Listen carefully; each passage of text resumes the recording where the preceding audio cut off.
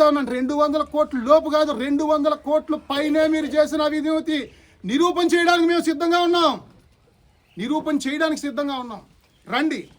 మీరు రెవెన్యూ వాళ్ళని, అదే రకంగా ఈ డిపార్ట్మెంట్ని, రెవెన్యూ వాళ్ళని, మైనింగ్ డిపార్ట్మెంట్ని తీసుకుని మీరు రండి. టైము ఎక్కడ, ప్లేస్ ఎక్కడ అని కూడా మీ వాళ్ళే చెప్పారు. టైము, ప్లేసు ఎమ్మెల్యే గారు నిర్ణయించండి. మరి మైనింగ్ డిపార్ట్మెంట్ని, రెవెన్యూ డిపార్ట్మెంట్ని తీసుకుని రండి. మావిడాడు వెళ్దాం. అదే రకంగా మామిడాడ, రామేశంపేట, మురారి, గండేపల్లి, కృష్ణవరం ఏట్లో తీసిన ఇసుక,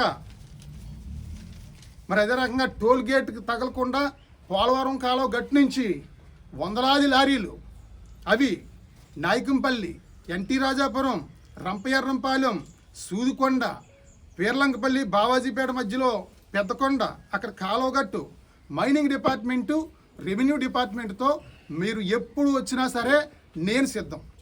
నేను మీతో పాటు వచ్చి అక్కడ దగ్గరుండి కొలతలు కొలిపించి, ఈ 2 సంవత్సరాల్లో తీసిన కొలతలు, పొడవు, వెడల్పు, లోతు, మెజర్మెంట్స్ తీసి ఎన్ని లక్షల క్యూబిక్ మీటర్ల మట్టి మీరు అవినీతి చేశారో నిరూపించడానికి నేను సిద్ధం.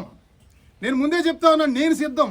ఇది వరకు మీకులాగా ఏంటంటే మట్టి దోసావు, నువ్వు సొసైటీలో ఇన్ని కోట్లు తినేసావు, నువ్వు సొసైటీలో ఇన్ని కోట్లు తినేసావు, నేను నిరూపిస్తానని రాత్రులు మళ్ళీ మాట్లాడేసుకుని పొద్దుకే ఉండదు. అలా ఉండదు. పాటశెట్టి సూర్యచంద్ర నిలబడతాను, నేను పోరాడతాను, నిరూపిస్తాను. నేను నిరూపించలేకపోతే జగ్గంపేటలో మీరు బహిరంగ సభ పెట్టండి. మీ కాళ్ళు పట్టుకుని కాళ్ళు కడిగి మీకు క్షమాపణ చెప్పి మళ్ళీ నేను రాజకీయాల్లో తప్పుకుంటాను. నెహ్రూ గారు నిరూపించలేకపోతే మాట్లాడించిన మీ వాళ్ళతో మాట్లాడించారు, రా కబడ్డా నిరూపించన్నారు, నేను సిద్ధం. అదే రకంగా నేను నిరూపించగలిగితే మీరు క్షమాపణ చెప్పొద్దు. పెద్ద వయసు, నా తండ్రి లాంటి వారు. మీరు దోచిన అవినీతి డబ్బంతా ప్రభుత్వానికి కట్టండి. మేము కోరేది ఎన్ని లక్షల క్యూబిక్ మీటర్లు దోలేరు, ఎంత డబ్బు కట్టాలి ప్రభుత్వానికి కట్టండి మీరు. ఎందుకంటే రాష్ట్ర ప్రభుత్వం చాలా ఆర్థిక లోటు బడ్జెట్లో ఉంది. ప్రతి నెల 1వ తారీఖు వచ్చేటప్పటికి జీతాలు కావచ్చు, పెన్షన్లు కావచ్చు, అప్పు చేసే పరిస్థితి ఉంది. మన జగ్గంపేట నియోజకవర్గం నుంచి దోచిన డబ్బు వెనక్కి కట్టామంటే మీకే మంచి పేరు ప్రఖ్యాతులు వస్తాయని చెప్పి తెలియజేస్తూ నేను సిద్ధం. టైము, డేటు ఎప్పుడనేది మీరే నిర్ణయించండి అని చెప్పి జ్యోతులు నెహ్రూ గారికి తెలియజేస్తా ఉన్నాను.